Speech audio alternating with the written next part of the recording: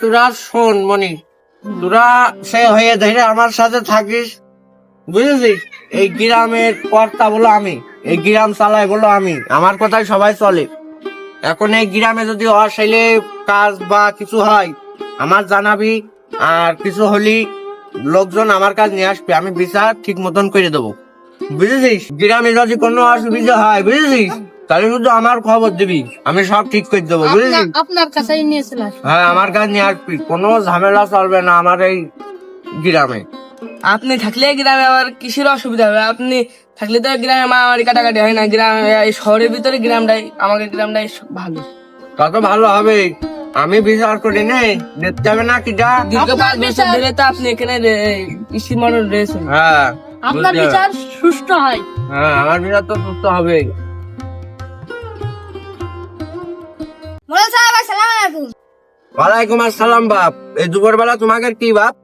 এই যে সুফিয়ান অনেকদিন ঢাকায় ছিল, এখন গ্রামে এসে এখন এর একটু সমস্যা হয়েছে, এখন একটু সমস্যা আছে, তাই আপনার কাছে নিয়ে আইছি। তোমাকে তো বাপ এই এলাকায় আর কোনোদিন দেখিনি, এই মনে আছে নতুন দেখছি। তুমি আসলে কাজ ছেলে বাপ? আমি এই 7টার মেয়ে আসছিলে, আমার বাপ মেলা দিন আগে মরে গেছে তো, ঢাকায় ছিলাম, তাই এই কয়দিন আগে গ্রামে আইছি। তোমার বাপ কি সমস্যা আমার একটু খুলে মিলে কদিনই বিষয়টা আমি বুঝি আগে, তারপরে আমি সমাধান করে দেবানে সব।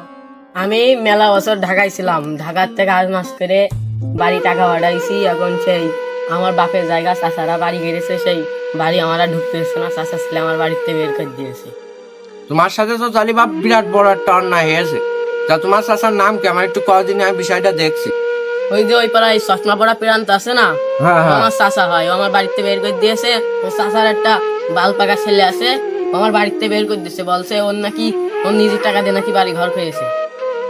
ও পিরান্ত, পিরান্ত ছেলের নামে তো অনেকদিন ধরে আমার কাছে বিচার আসছে, তো ছেলে বেলে মানুষ বলে আমি তত একটা মাথায় নিচ্ছি না। পিরান্ত তোমার সাথে এই কাজটা করলো, এই কাজটা করা মোটেও ঠিক হয়নি। সারাদিন বাবা আমি বিষয়টা দেখছি।